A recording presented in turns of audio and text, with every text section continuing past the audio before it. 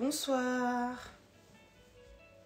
Quelques problèmes des aléas en direct de connexion. Hello. Bonsoir à tous, bonsoir à toutes. Bienvenue sur ce troisième live du coup des abus. Bonsoir Vanessa, bonsoir à tous. Hello. Salut, bonsoir à tous.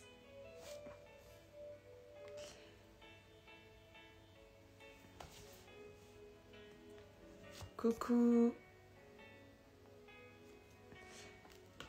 Alors, bonsoir, bienvenue. Du coup, je me présente, ou je me représente pour ceux qui ne me connaissent pas. Donc, je suis Mathilde. Et ce soir, j'ai l'honneur d'animer ce live « Comment guérir et être restauré d'un abus ». C'est une série qu'on a commencé début avril. Et là, on est sur notre troisième session. Donc, installez-vous. Installez-vous. Donc, on a commencé tard. Je ne vais pas vous tenir très longtemps encore. Mais en tout cas, merci de votre présence. Et du coup, j'espère qu'on va pouvoir faire un live interactif. Donc, n'hésitez pas à participer, n'hésitez pas à répondre, à poser des questions. Enfin, voilà. Hello à ceux qui viennent d'arriver. Du coup, le titre de ce live, c'est comment être restauré, enfin, comment guérir et être restauré d'un abus. Et on a vu, il y a deux mardis, les différents abus qu'on pouvait connaître. Alors, il y en a plein. Mais ce qu'on a retenu, c'était les abus physiques, les abus émotionnels, les abus sexuels, les abus spirituels et financiers. Et on a vu que parmi ces abus, il y avait des signes qui montraient qu'on était abusé. Parce que, en fait, un abus, c'est quelque chose qu'on ne va pas forcément voir quand on est victime d'abus.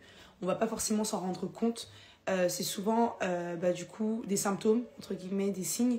Et les gens autour de nous qui vont nous poser des questions, qui vont se dire « Ah là, c'est pas normal, etc. » Mais nous-mêmes, étant abusés, on n'a pas forcément conscience. Pas parce qu'on ne veut pas, mais parce qu'en fait, on n'a plus les capacités, dans le sens où un abus, c'est quelque chose qui vient te contrôler, qui vient abuser, en fait, de ta confiance, qui vient abuser de toi, en fait, de ton, entre guillemets, pouvoir. Et donc, tu n'as plus...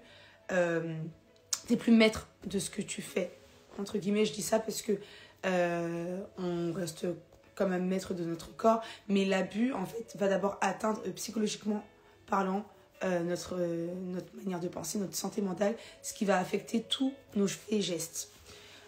Du coup, voilà. Après, on avait aussi les impacts. Donc là, je refais juste un résumé sur les abus. Donc, qu'importe l'abus, on peut avoir comme conséquence au niveau des impacts, au niveau de l'anxiété, donc être anxieux, la dépression, qui est une maladie, je le rappelle. On a aussi tout ce qui est baisse de l'estime de soi, baisse de confiance. Et souvent, quand on sort d'un abus et qu'on ne prend pas le temps de guérir, qu'on ne prend pas le temps d'être restauré, du coup, ça va gâcher la suite. Du coup, avant de commencer, de rentrer dans le vif du sujet, on va tout simplement prier, recommander ce temps entre les mains de Dieu et après continuer. Alors Seigneur, Père, nous voulons te rendre toute la gloire. Père, merci pour cette journée, merci pour cette opportunité que tu nous donnes d'être connectés, Seigneur. Nous voulons te remettre ce live entre tes saintes mains, Seigneur, que ton esprit puisse conduire toutes choses. Et Père, que ce thème puisse parler, que ce thème puisse restaurer, délivrer une personne qui est peut-être victime d'abus mais qui ne s'en rend pas compte, Seigneur. Mets les mots dans ma bouche, Père, et que ton esprit puisse conduire vraiment tout ce qui va se dire le live, et que même à distance, Seigneur, tu opères des guérisons, tu opères des restaurations divines. Nous le croyons et nous voulons vraiment te remettre toutes les personnes qui seront connectées entre tes saintes mains et les personnes qui vont regarder aussi en rediffusion, Seigneur, que tu puisses parler à leur cœur, à leur âme et à leur esprit. Dans le nom de Jésus, nous avons ainsi prié. Amen. Amen, amen. Alors du coup, donc, le thème, c'est comment être guéri et restauré d'un abus. Alors, avant de commencer, qu'est-ce que la guérison et qu'est-ce que la restauration? Puisqu'en fait, les deux, on fait beaucoup l'amalgame entre les deux en se disant que c'est pareil, alors que non. Parce que sinon, ça aurait été ça allait être le même mot, mais c'est pas le même mot. La guérison, c'est vraiment... alors, ça va être quelque chose d'instantané. D'accord, la guérison, ça peut être instantanée ou progressive, mais ça va venir soigner quelque chose. Enfin voilà, une blessure, que ce soit émotionnelle, physique. Voilà, la guérison, c'est vraiment venir soigner la blessure.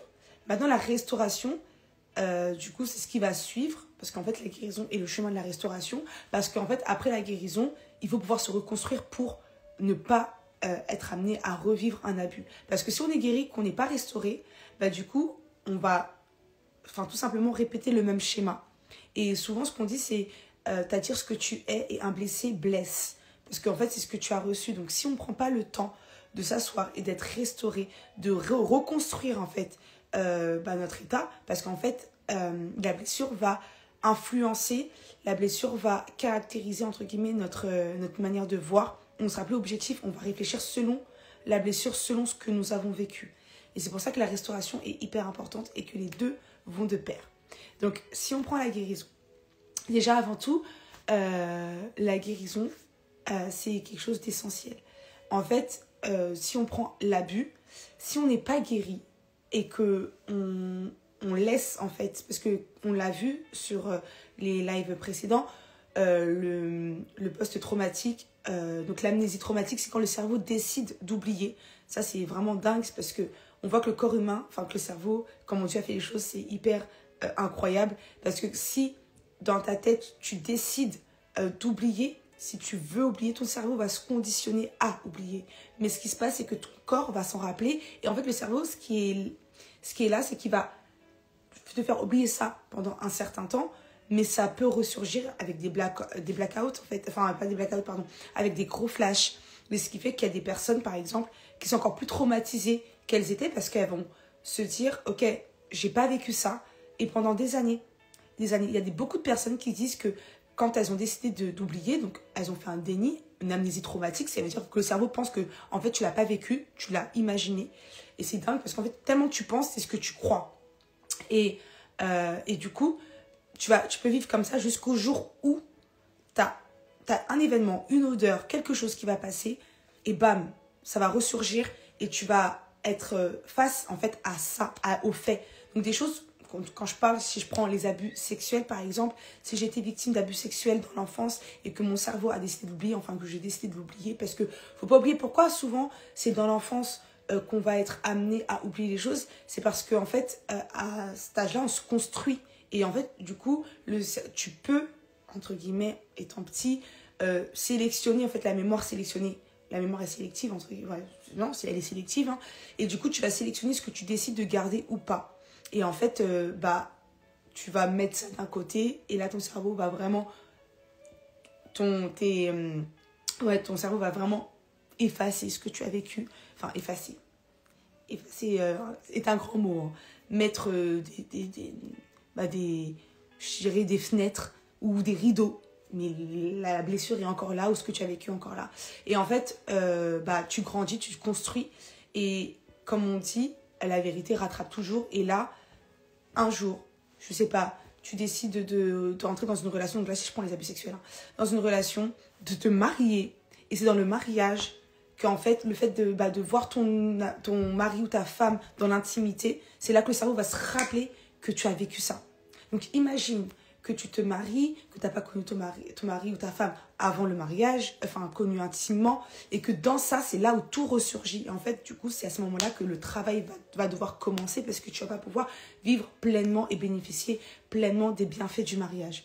C'est pour ça qu'il est important de faire une introspection et il est important aussi de pouvoir identifier les choses qui nous semblent un peu bizarres. Ça veut dire que si là, tu as des réactions, tu ne comprends pas trop pourquoi, pose des questions. Et ce qui est intéressant, ce qui est bien avec Dieu, c'est que Dieu révèle les choses cachées. Et il y en a beaucoup qui, même en étant abusés, que ce soit physique aussi, la maltraitance, des choses que le cerveau a décidé d'oublier temporairement. Du coup, en priant, en demandant à Dieu, Dieu révèle. Dieu révèle, donc des fois on se dit mais on a peut-être inventé, etc. Non, quand Dieu révèle, alors il confirme, mais en fait plus tu vas demander à Dieu et plus il va te confirmer, que ce soit dans la parole, que ce soit dans tes songes, dans tes visions, ou même des gens qui vont venir, qui vont te dire ah, quand tu étais petite, voilà ce qui s'est passé, etc. Et là en fait, c'est là où la guérison va commencer. dans le sens où tu vas devoir accepter ce qui est arrivé. Là, je parle de n'importe quel abus. Tu vas devoir accepter. Et c'est là, la chose qui peut être compliquée, c'est d'accepter. C'est pour ça qu'il y en a plein qui ne vont pas dans la case guérison. Parce qu'en fait, tu vas devoir te dire, ok, j'ai vraiment vécu ça. Je l'ai vécu. Donc, accepter totalement la blessure et surtout la douleur qui va avec. Parce que ce qui se passe, c'est que quand notre cerveau décide d'oublier, on refoule aussi les émotions. Et une émotion, elle est faite, elle est spontanée, elle est faite pour être vécue. Ouais, c'est ça. Oui, elle est faite pour que tu puisses l'exprimer. Sinon, Dieu n'aurait pas créé les émotions. Même Jésus avait des émotions. Jésus a pleuré. Jésus était angoissé. Voilà, il y a des choses que Dieu a créées. Alors, il ne faut pas se faire conduire par les émotions, mais il est important de pouvoir les exprimer. Parce qu'une émotion non exprimée, ça va créer de l'anxiété, ça va créer des crises d'angoisse, ça va créer la dépression, ça va créer tellement de choses. C'est pour ça que quand on décide de guérir, on décide d'accepter l'abus, il faut accepter aussi l'émotion qui va avec. Si c'est de la colère, si c'est de la tristesse. Le but, ce n'est pas de rester dans cette émotion-là. Parce qu'une émotion, quand on y reste, ça ne devient plus une émotion, ça devient un sentiment, et ça devient des forteresses. Et en fait, là, si on prend le temps, du coup, d'accepter, on accepte aussi de ressentir ce qui va avec. Ça peut être de la déception, enfin, toutes ces choses. Du coup, le premier point de la guérison, c'est l'acceptation pour guérir et la restauration. Parce que de toute façon, on va voir que ça se suit. Avant la restauration, il faut la guérison, ça c'est sûr. Après ça, reconnaître, on a reconnu, ok. Il faut après aller devant le Seigneur d'un cœur sincère et prier, se tourner vers Dieu. Parce qu'en fait, souvent ce qu'on fait, c'est qu'on va reconnaître et on va se dire, bah, Dieu connaît notre cœur, on n'a pas besoin d'aller exprimer ce qu'on a ressenti. Non, il faut. Dieu est un Père. Notre Père qui est dans les cieux. Il est là pour nous. Et il a besoin que nous puissions, verbaliser ce que nous avons vécu, ce que nous ressentons. Parce que sinon, si on se dit que Dieu c'est tout, on n'a pas besoin de dire à quoi on sert en vrai de vrai. La prière, elle sert à quoi? Donc c'est pour ça qu'il est important, une fois que tu as accepté que tu as été abusé, peu importe l'abus, tu te tournes vers Dieu et tu pries d'un cœur sincère. Tu es sincère. Ça veut dire que les émotions que tu as ressenties, ce que tu as dans le cœur, la Bible nous dit que c'est de l'abondance du cœur que la bouche parle. Donc il est important que tu puisses mettre des mots sur ce que tu ressens, sur ce que ton cœur dit. Parce que si tu vas devant Dieu en étant blessé, que tu ne lui dis pas ce qui se passe dans ton cœur, bah c'est comme si la prière ne montait pas, elle était bloquée. Donc c'est pour ça qu'il est important de mettre des mots dessus. Et moi j'aime trop l'exemple de Jésus au jardin de Gethsémani. Quand il avait le sang qui sortait, il avait des grumeaux de sang sur son front. Et il a dit, Seigneur, éloigne la coupe au-devant de moi. Il a dit, pourtant il savait qu'il allait à la croix, on le sait tous, qu'il devait être crucifié. En plus, on est dans la semaine de Pâques.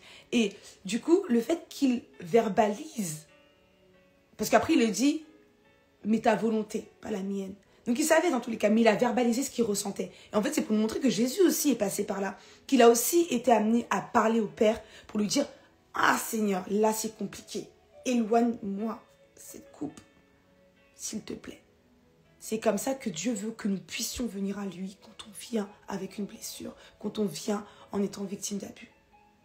C'est hyper, hyper important. Une fois que tu t'es tourné vers Dieu, que tu as pu verbaliser, que tu as pu décharger, et en plus la parole nous dit, venez à moi vous qui êtes fatigués et chargés, je vous donnerai du repos. Et c'est pas fini. Il dit qu'il nous donne un joug qui est léger. Donc en fait, vraiment, Dieu fait entre guillemets un troc. Parce que l'abus, la blessure que nous avons, elle est lourde. Souvent, on se dit, oh mais non, mais c'est pas grave. Non, mais ça va passer. Non, mais moi, je suis pas blessée. Mais des fois, c'est des trucs minimes. Et en fait, ça va révéler des choses qui ont été faites dans l'enfance ou des paroles que tu as reçues. Et en fait, finalement, la personne, elle vient appuyer. Et toi, tu banalises. Non, avec Dieu. En fait, avec Dieu, il faut être soit tout, soit c'est rien. On ne peut pas venir à Dieu et lui dire, Seigneur, je te donne tout, mais pas mon bras, ou pas, je sais pas, voilà, pas mes chaussures, Seigneur. Il faut donner, il faut tout donner. Une fois qu'on a prié, on s'est tourné vers Dieu, on ne reste pas comme ça. On cherche du soutien. Là, je parle de la blessure et on ira sur la restauration après. c'est le fil conducteur. On cherche du soutien. Le soutien, ça peut être l'église locale. Ça peut être ton église locale. Ça peut être thérapeute, psychologue, chrétien, de préférence. Après, voilà. Dieu donne l'intelligence aux médecins. Mais il faut, ou groupe de soutien aussi. Mais il est important de trouver un groupe de soutien ou quelqu'un qui pourra te soutenir. Vraiment. Parce qu'en fait, quand tu as vécu des abus, peu importe l'abus, quand tu as accepté, que tu t'es tourné vers Dieu, il faut que tu puisses te reconstruire d'abord. Mais avant ça, il faut que tu puisses trouver une oreille attentive. Il faut que tu puisses trouver... Alors, il y a le Seigneur, ça c'est sûr et certain, amen. Mais après le Seigneur, il faut une personne de confiance avec qui tu vas pouvoir discuter parce qu'elle va pouvoir aussi te porter en prière. Elle va pouvoir aussi t'accompagner dans ce cheminement-là. La guérison, c'est un processus. Comme la restauration, c'est un chemin. Il n'y a pas... Parce que souvent, on va dire « Ah, mais je suis encore blessée, etc. » Mais en fait, ce n'est pas la course. Hein. Parce qu'une blessure qui n'est pas traitée, qui n'est pas désinfectée comme il faut, elle va du coup se réinfecter. Ça peut être pire. Malheureusement, il y a des personnes qui meurent parce qu'elles ont été opérées et ça a mal cicatrisé. C'est pour ça qu'il est important de ne pas rester « Ok, je prie ». Non, il faut vraiment faire un travail. Parce que la restauration vient en fait quand on prend ces points-là et qu'après, on va en profondeur. Vraiment, le soutien, c'est la personne avec qui tu vas être, le groupe va te permettre d'aller en profondeur. J'ai eu l'occasion d'accompagner un groupe de soutien restauré d'un abus. Exactement. Et on est sur plusieurs séances. Et en fait, aujourd'hui, on voit le avant et le après. Parce qu'on a pris le temps d'identifier même des traits de caractère. Vous voyez, de verbaliser des choses. Et ça, quand on est plusieurs à être passés par un abus, ou en tout cas avoir une personne qui comprend, ça nous aide profondément. C'est pour ça qu'il est important de trouver le soutien. Et pour peaufiner tout ça, on a la parole de Dieu, la méditation, la parole. Franchement, quand on dit que la parole, elle libère, c'est réel parce que tout ce que on cherche est dans la parole. La Bible nous dit qu'au commencement était la parole. La parole était avec Dieu, la parole était Dieu. Et c'est important de méditer, de proclamer. Il y a les psaumes, franchement, pour un cœur, pour une restauration de cœur, c'est incroyable. En tout cas, un renouveau de cœur, restauration d'âme, tout ce qu'on veut, la parole. Proclamer la parole, méditer la parole jour et nuit. Vraiment, que ce soit sur la restauration ou la guérison, c'est hyper important. Une fois que les étapes ont été faites, là peut commencer le chemin de la restauration. La guérison, il y a le pardon. Mais le pardon, on le garde parce qu'on aura un autre live qui sera consacré à ça. Mais bien entendu, il y a la guérison. Dans la guérison, il y a le pardon. Il ne peut pas y avoir de guérison sans pardon. Il ne peut pas y avoir de pardon sans guérison. Voilà. Ça, c'est une aparté. Parce que le pardon, on va vraiment le détailler après. Mais après la guérison, vient la restauration. Dieu rebâtit sur des ruines. Même si tu as été abusé, même si tu as été brisé, Dieu peut reconstruire de grandes choses avec toi. Et c'est pour ça qu'il est important de ne pas bâcler l'étape de la restauration. La restauration, ce que ça veut dire, si je prends la définition littéraire, c'est restaurer à l'état initial, revenir à son état, en fait, comment Dieu t'a créé, comment Dieu t'a fait. Parce qu'en fait, c'est les choses de ce monde, c'est les blessures, etc., qui nous ont abîmés. Mais la restauration, c'est vraiment revenir à l'état initial. Comment Dieu nous a fait. Et si on prend par exemple la restauration, c'est vraiment, ça va au-delà de la guérison individuelle. C'est vraiment là, ok, j'accepte. Parce que la restauration, c'est une décision. On n'est pas obligé d'être restauré. On peut être guéri, mais pas restauré. Mais finalement, est-ce que la guérison est complète s'il n'y a pas de restauration derrière? Il faut qu'il y ait un avant-après, pardon. Il faut qu'on puisse se dire, ok, j'ai été blessée dans ce domaine-là, mais Dieu, par exemple, si je prends les abus au niveau émotionnel ou physique dans un couple ou dans une relation familiale, il faut que je puisse me dire que j'ai été guérie et restaurée, ce qui fait que je sais que mes prochaines relations, en tout cas moi, ma famille, je ne vais pas agir comme si. ou en tout cas dans mes relations familiales, mes relations, bah, je vais pas agir selon ce que j'ai vécu. Est-ce que vous voyez ce que je veux dire? C'est là où la restauration est importante. Ça veut dire qu'on va plus tenir compte de ce que nous avons vécu. Et souvent, ce qui se passe, par exemple, quand on n'est pas totalement restauré, alors on ne dit pas qu'il ne faut pas être prudent. Il faut être prudent, il faut garder son cœur. Mais on soupçonne pas en fait le mal. Ça veut dire que, par exemple, si j'ai été victime d'abus financiers, si j'ai des enfants ou si j'ai des frères et sœurs ou des copains, des copines, bref, peu importe, je ne serai pas amenée à être sur leur côte au niveau de leur argent. Vous voyez ce que je veux dire? Si je suis restaurée, bah ok. Mais si je ne suis pas restaurée et je suis simplement entre guillemets guérie de ce que j'ai vécu, je serai là en train de ramer, en train d'harceler pour dire fais attention, fais ci, fais ça. Tu sais, moi j'ai vécu ça, moi j'ai vécu ça, moi j'ai vécu. Alors oui, ça reste un témoignage, mais s'il n'y a pas de restauration derrière, tu peux dire j'ai vécu ça, mais aujourd'hui, me voici, donc tu peux faire ci, tu peux faire ça. Mais tu ne seras pas dans la méfiance, tu vois. Enfin, vous voyez, pardon. Voilà la restauration. Et c'est important parce que la restauration, ça va aussi amener la réconciliation. Quand tu es restauré, bah, alors, réconciliation, ça ne veut pas dire forcément remettre la personne dans ma vie. Hein. Voilà, de toute façon, ça va venir avec le pardon, parce que quand on pardonne, on n'est pas dans l'obligation de renouer des liens. Mais par contre, on ne tient plus compte de ce qui s'est passé, on n'a pas de haine envers cette personne-là. Parce que l'un des impacts aussi de tout ce qui est abus, c'est l'amertume, c'est les offenses. Et le diable se sert de ça. Le diable se sert de ça parce que pour lui, c'est des armes pour dire à Dieu, ah, ta fille ou ton fils, il tient encore des gens dans son cœur ou il est encore très blessé. Du coup, il y a des choses que tu ne peux pas lui donner. Et souvent, on est là, on bataille, on pense que c'est des attaques spirituelles alors que c'est des choses qu'on n'a pas traitées, des blessures qu'on n'a pas amenées à la guérison et des choses qu'on a cachées, qu'on a enfuies, qu'on s'est dit c'est bon, ça y est, c'est fini, on n'a pas besoin de revenir dessus. Un truc que j'ai entendu et je trouve ça hyper réel, l'indifférence, ce n'est pas pardonner. Parce que souvent on va se dire ouais, bah je calcule pas. Oh, moi j'ignore. Parce que la personne m'a fait ouais, moi j'ignore, je calcule pas. Genre, je vois des phrases souvent, c'est je vais t'ignorer et je vais tellement t'ignorer que toi-même tu vas douter de ton existence. Mais non, en fait, ça montre simplement qu'on n'a pas pardonné, ça montre simplement qu'on n'est pas guéri, ça montre simplement qu'on n'est pas restauré. Et qu'en fait, en n'étant pas restauré, on va attirer des personnes comme nous. Comme c'est la loi de la nature, c'est la loi de l'attraction, c'est d'attirer ce qu'on est en fait. Et souvent, on va se dire, quand on regarde nos relations, que ce soit amicales, professionnelles, tout ce qu'on veut, on va voir qu'on fait des choix qui sont attachés en fait à notre vécu, à nos blessures, à nos guérisons qui ne sont pas totales. Parce qu'on sera amené, souvent, c'est des schémas répétitifs, c'est-à-dire qu'on va toujours attirer les mêmes personnes, on va toujours faire les mêmes erreurs, on va toujours avoir le même entourage, un peu toxique, ou même nous, parce que souvent, si on ne met pas en question, ça fait que le fait qu'on ait été blessé, on est amené en fait à avoir des comportements toxiques. Je ne dis pas qu'on est toxique, mais je parle du comportement. En fait, on sera amené à être dans des choix hyper toxiques, dans des attitudes hyper toxiques, parce qu'on a été totalement blessé. Par exemple, je prends la tromperie. Alors, j'ai été trompée dans mon ancienne relation, mais je n'ai pas guéri, je n'ai pas été restaurée.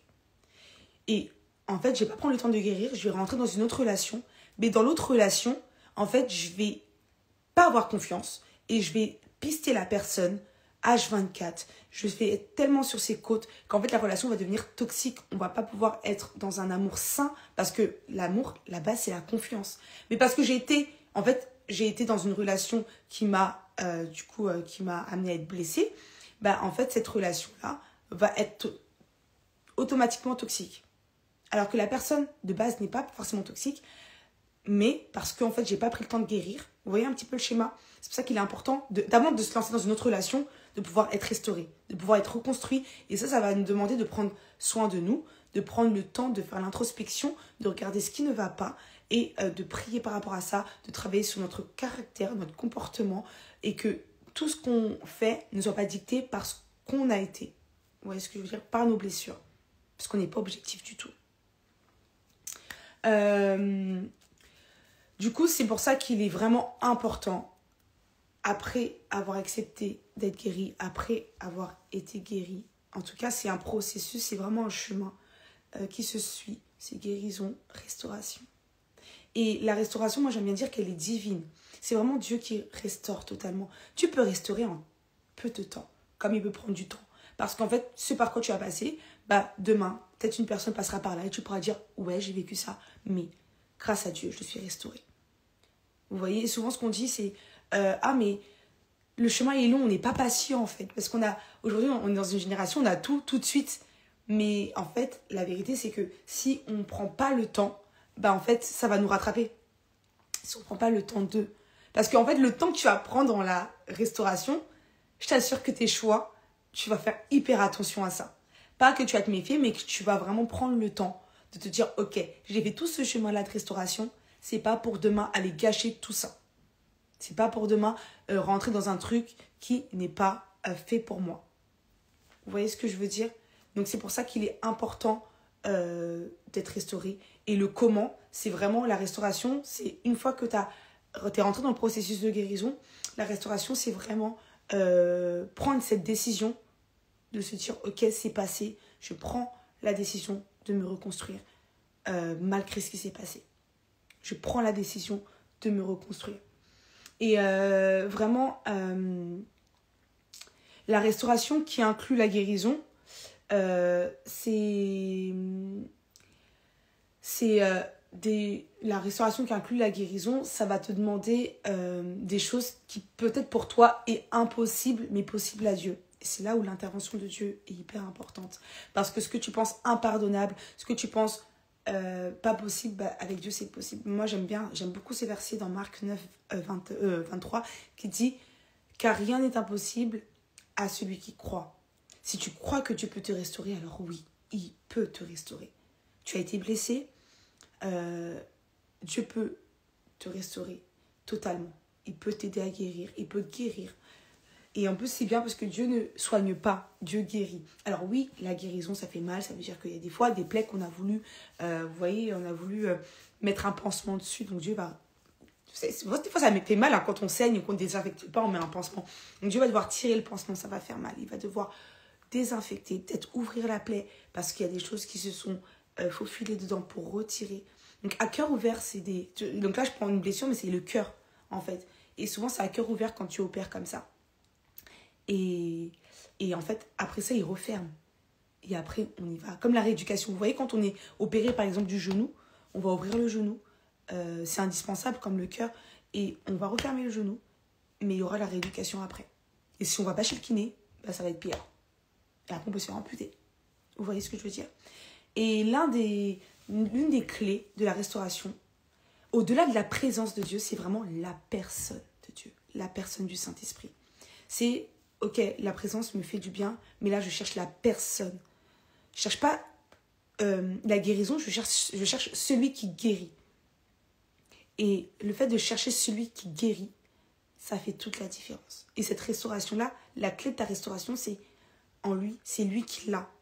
Et c'est en le cherchant de tout ton cœur, sans chercher sa main, mais chercher sa personne, c'est à ce moment-là que cette restauration, sans même que tu y mettes tous tes organes, tu vas te réveiller, tu vas te dire en fait, ah ouais, c'est bon, aujourd'hui je peux refaire confiance, ou aujourd'hui je peux dire que je suis totalement restaurée. Et en plus de ça, ce qui est bon avec Dieu, c'est que ton histoire peut être le témoignage d'une personne. Ton histoire peut être le message d'espoir pour quelqu'un qui a peut-être vécu ce que tu as vécu. Donc voilà un petit peu au niveau de la différence entre guérir et restaurer et comment. Voilà, donc comment, je reprends. Du coup, guérison, c'est accepter, prier, soutien, méditation de la parole. Et pour la restauration, c'est prendre la décision d'être restauré, d'être reconstruit avec Dieu. Et surtout, d'accepter des choses comme le pardon, pardonner l'impardonnable. Et surtout, de chercher la personne de Dieu. Et pas seulement sa présence. Puisque, en fait, souvent, ce qu'on fait, c'est on va chercher la présence de Dieu, c'est palpable, ok, on est émotif, on ressent des choses. Mais la vérité, c'est que la restauration, tu n'as pas besoin de ressentir quelque chose. En fait, tu es avec la personne de Dieu et il restaure. Et en fait, ce qui est bien dans la restauration, quand on l'a fait avec la personne de Dieu, c'est qu'il va mettre en lumière des choses que toi-même, tu ne pensais pas. Pas que en mode, ah, t'es faible, etc. Non, ça montre que Dieu te connaît et que Dieu veut totalement te restaurer. C'est pour ça que tout à l'heure, je disais que c'est tout ou rien avec Dieu. C'est que je viens sincèrement comme je suis. C'est-à-dire que quand je veux être guéri, quand je veux être restauré, je viens comme tel que je suis. Et c'est Dieu qui transforme. Parce que si on vient en étant pas sincère, Dieu peut rien faire. Dieu peut rien faire. Parce qu'en fait, si Dieu, c'est le Père, ça veut dire qu'il attend. Il attend que nous puissions venir comme nous sommes, actuellement blessés, meurtris. Et c'est par ces meurtrissures que nous sommes guéris. Aujourd'hui, c'est la semaine, pas aujourd'hui, mais là, cette semaine, c'est la semaine de Pâques. Profitons vraiment pour demander à Dieu une restauration divine dans tous les domaines de notre vie. Et ce, par les abus que nous avons vécus. Parce que des fois, on traîne beaucoup trop de blessures et des abus qu'on laisse dans un coin de notre tête en se disant, avec le temps, ça va aller. Le temps ne guérit pas, c'est Dieu qui guérit. Oui, le temps est nécessaire, mais ce n'est pas ce qui guérit. La personne qui guérit, c'est Dieu, c'est Jésus-Christ. Et il a déjà tout payé à la croix. Donc voilà un petit peu. Est-ce que vous avez des questions? Je suis ouverte aux questions. Sur la guérison, sur la restauration, allez-y. Allez-y, les questions. Est-ce que vous avez des questions?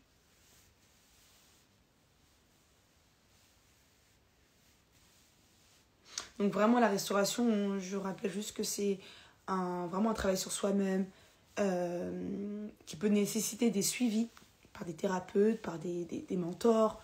Mais ouais, c'est un processus. Et il faut pas être dur avec soi-même. Il faut vraiment se dire, ok, bah, je l'ai vécu, et ok, c'est ok. Mais voilà. Alors ça ne minimise pas ce que vous avez vécu, pas du tout. Mais en fait, se dire qu'on est encore sur Terre et la personne qui souffre, bah, c'est nous finalement. Voilà. Donc n'hésitez pas si vous avez des questions.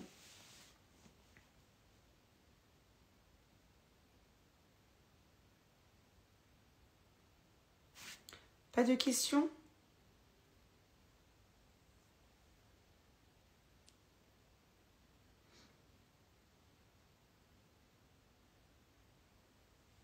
Allez-y si vous avez des questions.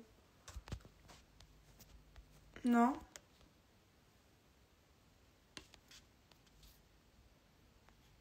Oui, Isha, je t'écoute. Enfin, nous t'écoutons, nous te lisons.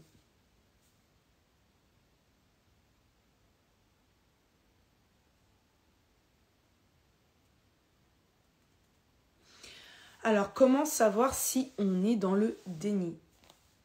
En fait, alors comment savoir si on est dans le déni? Ça va être souvent des personnes de notre entourage qui va nous donner des petits signaux, ou ça peut être notre subconscient en se disant non mais là, c'est pas normal. Là, voilà. Je trouve que il y a un problème. Comme quand on prend un déni de grossesse, ce qui grille le déni, c'est le corps en fait. Donc, par exemple, je dis n'importe quoi, le corps, souvent quand on est dans le déni, que le cerveau n'a pas oublié, que le corps n'a pas oublié, ça va se matérialiser. En tout cas, ça va se voir avec des changements. Ça peut être des changements d'humeur assez soudains, ça peut être des crises de panique, des crises d'angoisse. Ça peut être de la fatigue chronique, genre tout le temps fatigué. Et en fait, toutes ces choses-là, quand on va chez le médecin, quand on a des bons médecins, en fait, ils vont pousser un peu les examens. Et là, ils vont peut-être poser des questions orientées. Je prends par exemple les crises d'angoisse. Souvent, ils vont se demander, ok, ils vont faire un listing un peu. Ok, est-ce que tu as vécu des choses traumatisantes? Est-ce qu'il y a ci, il y a ça, il y a ça? Ou il y a des fois, en fait, par rapport à ton comportement, par rapport à tes réactions, ils vont se dire, ok, toi, en tout cas, tu as des agissements d'une personne qui a été abusée physiquement, ou soit émotionnellement, ou soit même financier, ou soit sexuellement. Enfin, abusé sexuellement. Et en fait, du coup, c'est comme ça qu'on peut, en fait, on peut en tout cas avoir des signaux. Et dans ce travail-là, du coup, le déni ne devient plus un déni. Là, on a la possibilité, le corps, en fait, le cerveau commence à renvoyer ce qu'on a vécu. Mais voilà. Et dans le déni aussi, comme on peut savoir, c'est quand on accepte des choses qui ne sont pas forcément normales. C'est-à-dire que, par exemple, si je prends financier, comment je peux savoir si je suis dans le déni, c'est que je vais accepter, par exemple, qu'on me demande, qu'on me demande, qu'on me soustrait beaucoup d'argent tous les mois. Là, je peux me poser des questions. C'est pas normal de faire ça. Alors, les clés pour le déni, c'est la même chose que la guérison. C'est, je reconnais. Du coup, je fais de l'introspection, je reconnais je reconnais et j'accepte ce que j'ai vécu. En tout cas, je prie. Et pour le déni, surtout, il faut se faire suivre. Il ne faut surtout pas rester avec des images, des flashs qui vont arriver ou des choses qui vont ressurgir parce que si on est seul face à ça, ça peut être très très compliqué. Et après, la méditation de la parole. Et en fait, après le déni, rentrer dans ce processus de guérison.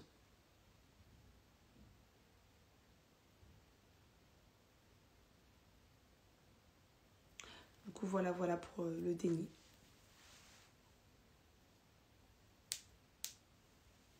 Et souvent, le déni, c'est quand on est dans l'abus, où on est manipulé. Et comme je dis, c'est beaucoup l'entourage qui va pouvoir aussi se poser des questions. En tout cas, nous poser des questions par rapport à plein d'agissements que nous pouvons avoir.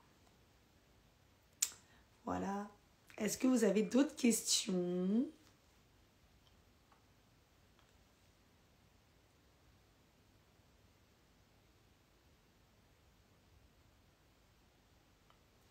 Salut pour ceux qui nous rejoignent.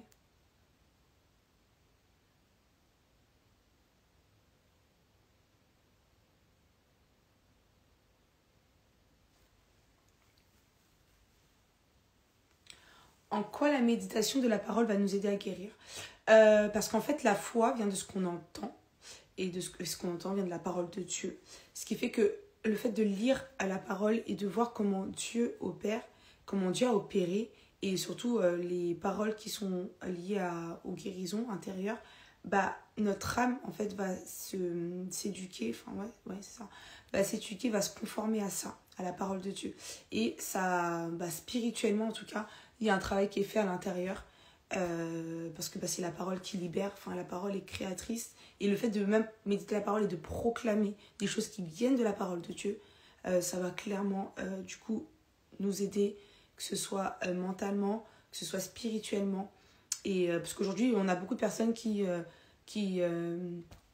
utilisent les paroles positives en fait en proclamant tous les matins: je suis belle, je suis merveilleuse créature, je suis guérie, je suis restaurée, etc. Pas forcément tiré de la Bible, mais on voit que la loi de l'attraction marche parce que c'est des paroles qui sont proclamées. Mais là, vu que c'est de la parole de Dieu, c'est ce qui libère en fait. Et par la parole, quand on prend la parole de Dieu, on voit que même Dieu, quand il a créé au début le ciel et la terre, c'est par la parole. Et en fait, le fait de proclamer, de lire, de méditer pour notre âme, c'est le meilleur des médicaments. Vraiment. C'est vraiment, c'est pour ça que c'est important de prendre le temps de méditer la parole de Dieu. Parce que c'est ce qui va nous aider vraiment à guérir, à mettre en lumière des choses et surtout à pouvoir s'aligner à la parole de Dieu.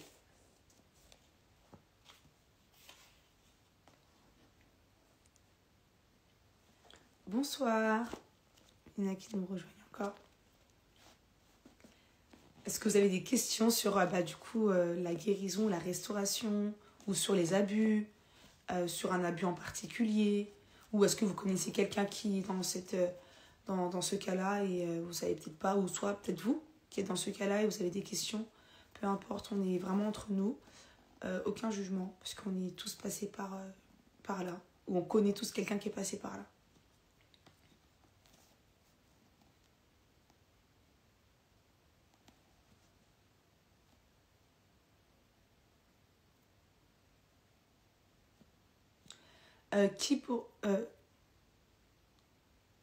Alors, est-ce que tu peux me répéter ta question, s'il te plaît, Isha? Faire qui pour se dire accompagné, si tu connais. Je pense que tu me demandes vers qui on peut être accompagné ou vers qui se tourner. Ouais. Alors du coup, pour être accompagné, je dirais, alors au-delà des mentors spirituels, pasteurs, alors il y a des pasteurs qui sont qualifiés dans tout ce qui est psychologie aussi, parce que là en fait c'est quelque chose qui va se jouer sur la santé mentale. Donc si on a la grâce d'avoir nos pasteurs qui sont calés dans ça, il n'y a pas, gloire à Dieu, allons-y. Sinon, thérapeute chrétienne ou chrétien, ou psychologue chrétien, parce que c'est encore mieux quand ces personnes-là sont chrétiens, parce qu'ils connaissent les enjeux de l'âme, de l'esprit et du corps. Donc voilà, donc, moi le conseil que je peux donner, c'est voilà, il y a thérapeute. Alors il y a pas mal de sites pour en trouver, parce qu'après les psychologues, voilà, c'est des personnes qui pratiquent, qui ont des cabinets, et tu peux très bien faire ton premier rendez-vous et voir que ça colle ou ça colle pas. Donc après, il faut se sentir à l'aise. Mais voilà, ouais, chrétien, psychologue chrétienne ou chrétien ou thérapeute chrétienne. Bonsoir à ceux qui nous rejoignent. N'hésitez pas si vous avez des questions, il y a la boîte à questions ou des questions dans le chat. Vous pouvez, sentez-vous libre. Vraiment, sentez-vous libre.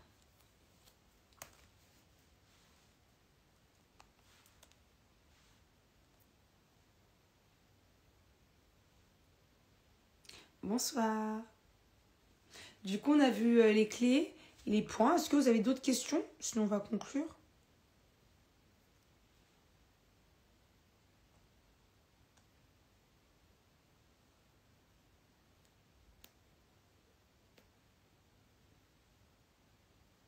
Si vous n'avez pas d'autres questions, ouais, on va conclure.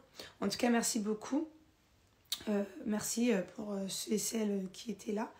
Merci pour ceux qui vont regarder aussi en replay. Vraiment, ma prière, c'est qu'on puisse tous être guéris et restaurés. Je précise. Parce que la guérison, la restauration ne va pas sans la guérison et vice-versa. C'est important de nous reconstruire et de penser à nous. L'inceste et l'abus. L'inceste, c'est... Alors l'abus, en soi, si c'est pas sexuel, c'est un... comment on peut dire ça? Enfin, comment je l'avais dit l'autre fois?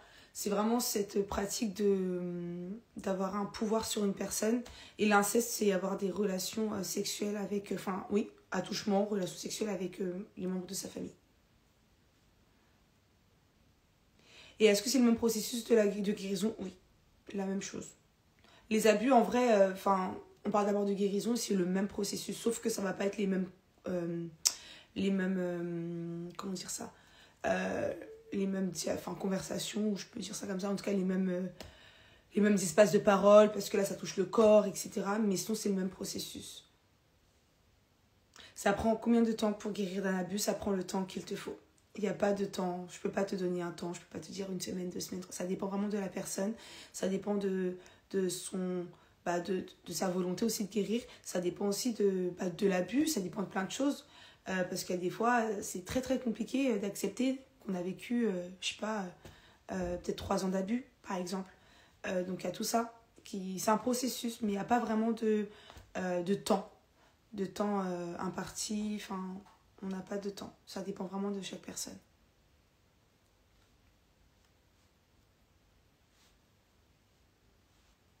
Après, n'hésitez pas, la semaine prochaine, on parle du pardon, qui est très important, le pardon. Sans le pardon, c'est trop compliqué. Alors, bonsoir, le fait parfois de se rappeler d'un traumatisme est-il signe d'un manque de guérison? Ça dépend dans quel sens. Si tu te rappelles de ça avec derrière des émotions hyper fortes, comme la tristesse, comme le dégoût, comme la colère, c'est un signe d'un manque de guérison.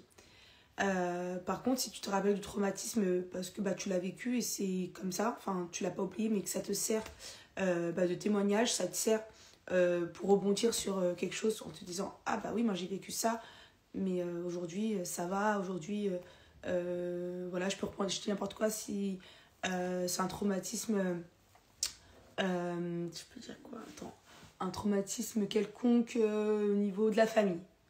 Oui, j'ai été traumatisée quand j'étais petit par rapport à ça, mais aujourd'hui tout va bien, je peux revoir la personne, il n'y a pas de souci, ça va. Mais du coup, tu t'en rappelles parce que c'est comme ça. Enfin, voilà, il y a des choses que tu n'oublies pas. Mais voilà. Par contre, si tu t'en souviens, si tu te rappelles et que tu as mal dans ton cœur et que tu vois que c'est pas comme d'habitude, là, ça peut être un signe de manque de guérison. Ouais. Comment faire quand on essaie de se rappeler mais qu'on n'y arrive vraiment pas? Comment faire? Après, il y a des choses aussi que le cerveau, oui, le cerveau nous protège. Ça veut dire qu'on va pas forcément se rappeler de tout. On aura peut-être que des flashs ou que des éléments. Et ça, en fait, en vrai, chercher dans ce qu'on a vécu, en tout cas, si on a conscience, c'est déjà bon, mais aller chercher, ça peut encore plus nous faire du mal. C'est peut-être pour ça que le cerveau ne veut pas, ou on n'est peut-être pas forcément prêt. Il faut se laisser le temps. Il faut se laisser le temps et si c'est des choses qu'on demande à Dieu, Dieu va nous révéler ce qu'on doit savoir à l'instant T et ce qui est bon pour nous à savoir maintenant. Parce que des fois, Dieu ne va pas nous donner les choses tout de suite parce qu'il sait que si on les reçoit maintenant, ça peut être très compliqué. Ça peut être dans 2 ans, on va se rappeler d'un tout détail, on va se dire « Ah, orientation de prière ».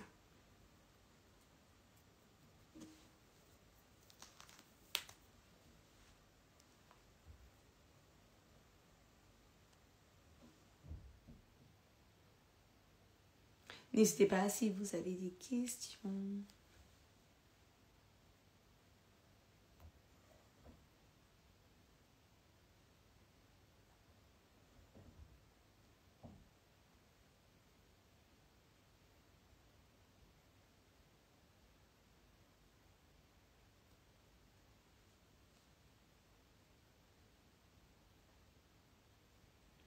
Du coup, si vous n'avez pas de questions, on va conclure. Je vais prier pour la fin. On va juste prier pour la fin. Et du coup, on se redira avec plaisir. On se redira... on se dira la semaine prochaine. Ok, donc ceux qui sont encore en ligne, on va incliner nos têtes. Et on va se disposer. Je vais faire une petite prière pour conclure.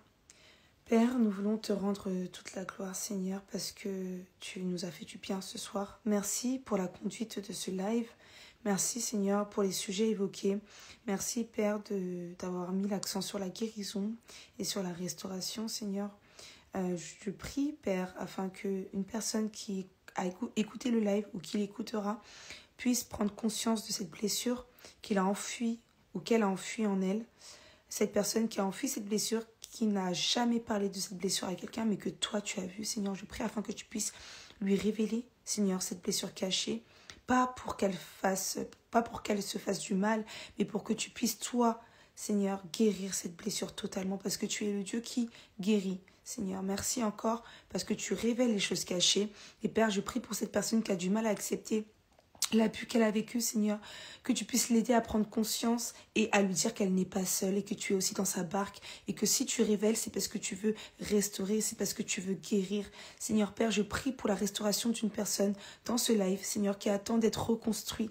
Père, je prie afin que tu puisses opérer, Seigneur, dans sa vie une restauration divine, une restauration totale, qu'il y ait un avant et un après, Seigneur, et que sa vie, sa restauration puisse être un témoignage demain pour dire que c'est possible à celui qui croit, Seigneur. Merci, Seigneur, parce que tu es celui qui révèle, Seigneur, les blessures du plus profond de notre cœur. Seigneur, merci parce que tu révèles, mais tu guéris et tu restaures, Seigneur.